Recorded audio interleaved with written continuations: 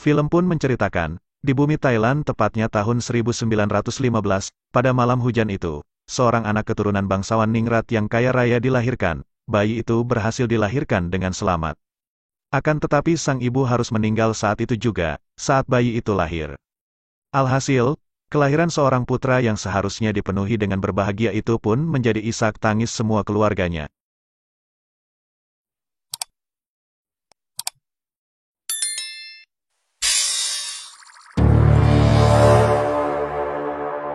Film pun dimulai, dari seorang pria yang terlihat sudah renta itu pun bernama Jan, sedang terlihat bernostalgia, saat memperhatikan album foto masa mudanya.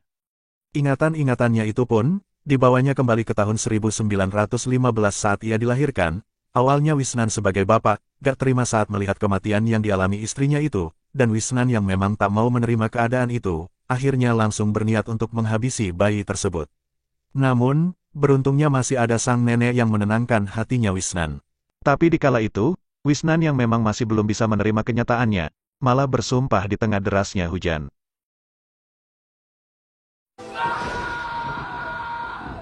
Kepada anak itu, bahwasanya kelak kalau sudah besar anak pembawa sial itu pun tak boleh menginjakan kakinya di ruangan utama, dan langsung memberi anak itu nama Jan Rai, yang berarti anak pembawa sial. Dan pada keesokan harinya, Jan kecil pun terlihat dibawa para pengasuh itu, untuk diasingkan ke sebuah rumah sederhana, di belakang rumah utama. Lalu setelahnya, terlihat Wisnan, saat dalam penghormatan terakhir di acara kematian istrinya itu, dia pun sangat mencintai istrinya yang bernama Dara, dan Wisnan pun bersumpah, kalau dia akan terus mengenang istrinya dan kebersamaan mereka dahulu, dan bahagia nggak bahagia, Wisnan pun tak akan menikah lagi untuk seumur hidupnya. Lalu setelahnya Wisnan mengucap sumpah itu, muncullah seorang wanita cantik, yang bernama Wati, yang merupakan sepupu dari istrinya.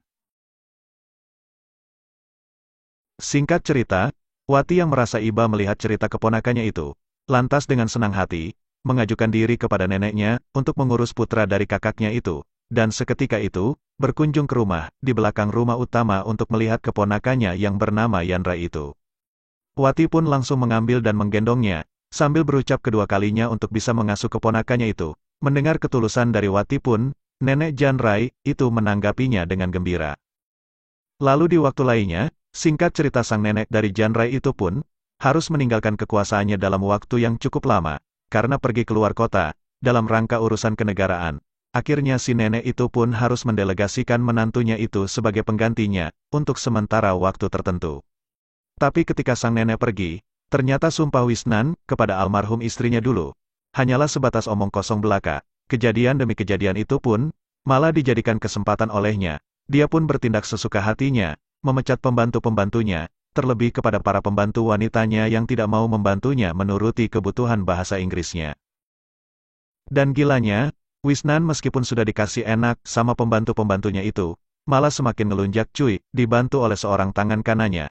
Akhirnya, Wisnan pun dapat berhasil masuk ke rumah adik istrinya itu. Karena, Wisnan pun sebetulnya punya opsi besar kepada adik iparnya itu cuy.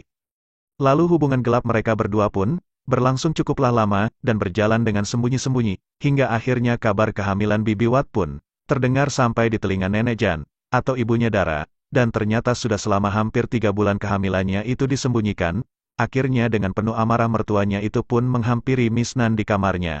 Namun ternyata di dalam sana dia lagi meeting bersama para pembantunya. Ibunya Dara itu pun, sudah benar-benar ngerasa jengkel dengan menantunya itu, dan akhirnya meninggalkan mansion tersebut. Lalu pada akhirnya di tahun 1925, Jan Rai pun sekarang sudah beranjak dewasa.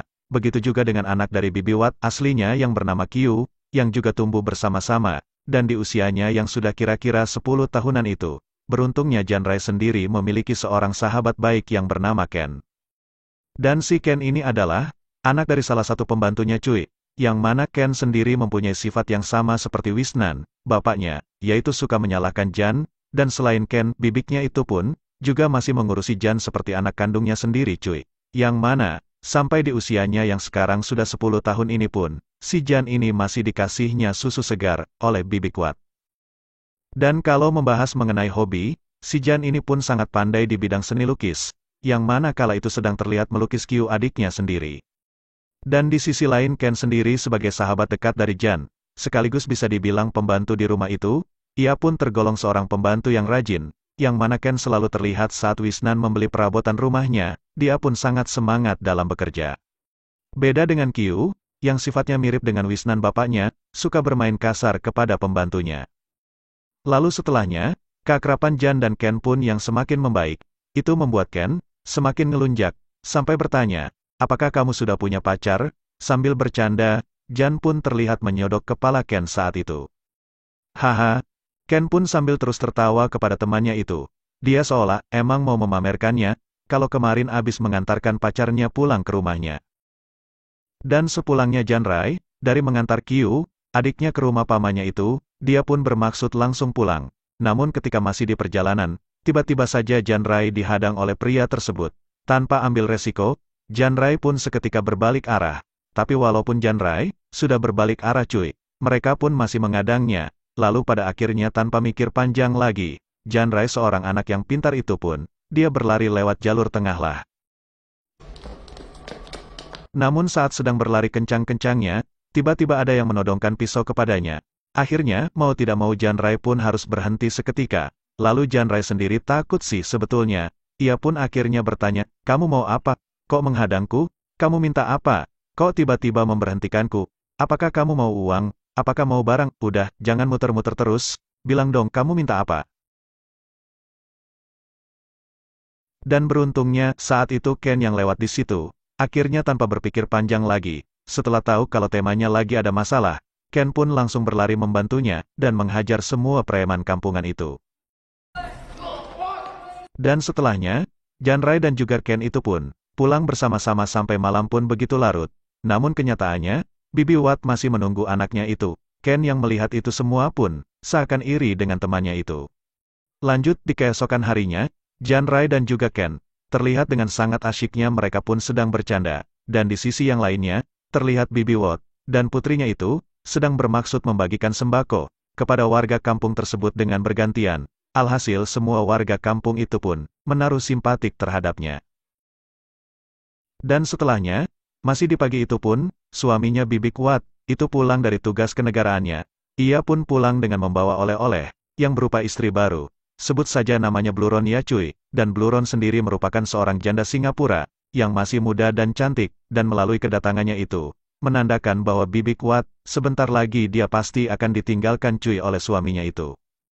Lalu pada keesokan malamnya pun, terlihat Jan Rai menerima tamu undangan dalam acara pernikahan Wisnan dan Bluron, yang mana saat itu tak terdengar, ia berkata apa. Namun terlihat Wisnan, itu pun berkata-kata kepada anak yang dibencinya itu, sampai-sampai, terlihat muka gugup dan takut di wajah Jan Rai, lalu akhirnya Bibi Watt yang merasakan hal aneh itu pun sekejap langsung menghampirinya, dan langsung membawanya pergi, lalu acara pesta pernikahan pun dimulai, dengan basa-basi Wisnan menyapa semua undangan di malam itu. Dan setelahnya, saat mendengar basa-basi dari Wisnan pun, Bluron seakan terlihat tersanjung dengan sendirinya, sampai-sampai dia pun ketawa ketiwi, melihat suasana yang ada di malam itu. Lain halnya dengan Bibi Watt, yang melihat pernikahan suaminya itu pun, dengan merasa jengkel dan kesal. Akhirnya Bluron pun, yang mendapatkan panggilan dari suaminya, ia pun langsung naik ke mimbar guna bisa menggantikan penyambutan suami tersebut, kepada para tamu undangan yang ada. Lalu di keesokan paginya, terlihat Wisnan yang hendak berangkat kerja, ia pun, menyempatkan dirinya untuk menyapa istri barunya, dan setelahnya, Bluron menemui Bibi Watt, untuk bermaksud mengasihi hadiah pernikahannya kepada Jan Rai. Namun kala itu, Bibi Watt yang emang terlihat sibuk dan agak males akhirnya menyuruh Bluron untuk mengasihkannya sendiri. Akan tetapi saat Bluron datang ke rumah Jan Rai itu pun, rumah terlihat kosong dan sepi. Seketika itu Bluron, yang terlihat penasaran dengan hasil karya lukisan-lukisan anak tirinya itu pun terpaksa masuk dan melihat-lihat lukisan itu. Dan saat buku itu pun terjatuh, Jan Rai pun, yang saat itu lagi mandi, dia pun langsung mendengarnya dan bertanya, siapa di situ, siapa di sana? Tapi saat didengarnya, kala itu tak ada jawaban, Jan Rai pun langsung bergegas keluar dari kamar mandi itu, untuk bisa menemuinya. Dan Bluron pun, yang terbius dengan keindahan karya lukisan anak tirinya itu, terus-menerus, tanpa ia sadari lembar demi lembar telah ia saksikan, sampai-sampai ia pun terduduk di meja putranya itu dan terus mengamati lukisan anaknya.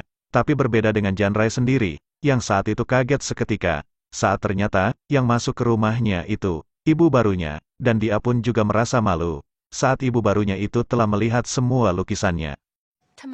Jan Rai pun dengan penasaran dan sangat malu. Akhirnya dia pun bertanya, apakah ibu tadi melihat semuanya? Apakah ibu tadi membuka semua? Dengan perasaan canggung karena malu, Jan Rai pun mempertanyakan hal itu. Namun ibu barunya itu malah seakan bersikap biasa saja, sambil tersenyum dia pun bertanya, Jan Rai, lukisan kamu ini, sangat bagus nak, ibu juga mau kok, kalau kamu lukiskan seperti ini. Dan kagetnya Jan Rai, saat tiba-tiba ibu barunya itu, ingin meminjam dan membawa buku lukisan itu. Jan Rai pun kala itu berusaha menggagalkan keinginan ibu barunya. Namun ibu itu beralasan, kalau dia masih penasaran dengan lukisan Jan Rai, yang belum sempat dilihatnya. Dengan seketika, ibu baru itu langsung pergi meninggalkan anak tirinya. Lalu saking malunya Jan Rai saat itu, Jan Rai pun juga berusaha mengejar ibunya itu. Dan singkat cerita, di sisi lain kala itu, saat terlihat Bibi Wot yang sedang menuju ke kamar istri barunya Wisnan, untuk mau mengantarkan buah-buahan yang sudah dipesannya. Namun kala itu, Bluron yang lagi asik bermain piano itu seperti enggan mau memakannya. Dan lanjut di malam harinya, saat terlihat Wisnan yang sedang asyik membaca buku, dia pun dihibur istrinya dengan bermain piano. Lalu setelah bermain piano itu, Bluron pun terlihat mengambil buku lukisan milik Jan Rai, untuk segera langsung menyodorkan ke suaminya itu. Sambil Bluron di sini, ia pun mau merekomendasikan, bahwasanya Jan Rai itu anak yang pintar, Jan Rai itu memiliki jiwa seni yang tinggi, kenapa kok enggak kita sekolahin aja dia ke luar negeri, untuk menimba ilmu di sana. Namun kala itu, Wisnan yang lagi asyik membaca buku, itu pun seolah enggan untuk melihatnya, cuma dia berkata oke lah kalau begitu besok kita kirim anak itu untuk ke luar negeri. Lalu dikala Jan Rai, yang lagi menunggu temannya yang lagi sakit itu pun, dipanggilnya untuk datang ke mansion utama, di mana saat itu semua keluarga sedang berkumpul, yang mereka semua ingin mengirimnya ke luar negeri. Dan Jan Rai pun, yang kala itu memang tak ada pilihan lainnya, akhirnya dia pun terpaksa untuk menerima kemauan orang tuanya. Dan di pagi harinya, kala itu Jan Rai yang lagi ingin berkonspirasi bersama temannya itu, merencanakan sesuatu untuk ibu barunya. Guna bisa mengambil buku lukisan yang masih disimpannya, alhasil semua itu berjalan lancar berkat bantuan dari temannya. Namun saat Jan masuk ke kamarnya Bluron untuk bisa mengasihkan minuman itu, dia pun juga kagum, ternyata memang ibu barunya itu sangat mengagumi lukisan. Dan saat itu setelahnya dia masuk ruangan ibu barunya, dia pun menaruh minuman itu di atas meja. Dan saat terlihat ibunya tak ada, ia pun bermaksud untuk mencari buku lukisannya. Namun pencarian Jan pun terhenti tiba-tiba saat melihat celah pintu yang terbuka itu. Alhasil seketika itu ibu barunya pun keluar dari persembunyiannya.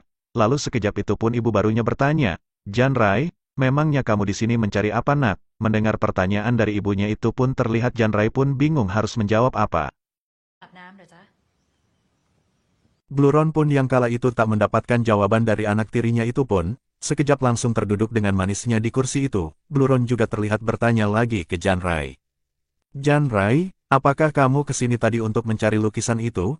Mendengar hal itu, Jan Rai pun akhirnya tak bisa berbohong lagi dan ia pun menjawab pertanyaan ibunya saat itu, iya bu saya kesini untuk lukisan itu. Namun mendengar jawaban putranya itu, ibu baru pun langsung mengajukan satu syarat untuknya, itu Jan, tolong ambilkan es batu itu, dan kamu oleskan ke kulit belakang ibu. Mendapat syarat yang gampang dan mudah itu pun, Jan Rai langsung mengiyakannya sambil seraya tersenyum. Jan Rai pun akhirnya melakukannya, dan Jan pun juga bilang, tapi ibu harus janji loh, setelah ini ibu harus mengembalikan lukisannya. Iya nak, ibu janji setelah ini pasti ibu kembalikan lukisanmu. Dan akhirnya Jan Rai pun mengambil es batu itu. Namun kenyataannya, baru saja Jan Rai membantu ibunya mengoleskan es batu itu di kulit belakang ibunya itu, tiba-tiba kenangan-kenangan pahit Jan di masa lalunya terkuak kembali, yang membuat Jan harus terjatuh seketika, dan terlihat menangisi rasa sakit di masanya.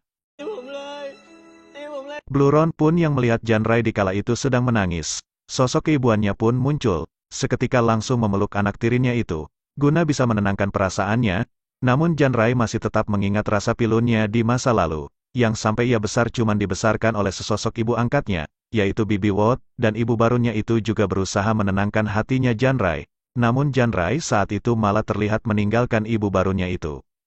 Namun saat itu, kala Jan Rai mendengar ribut tersebut, dia pun melihat Ken temannya itu, sedang dihukum bersama dengan orang tuannya.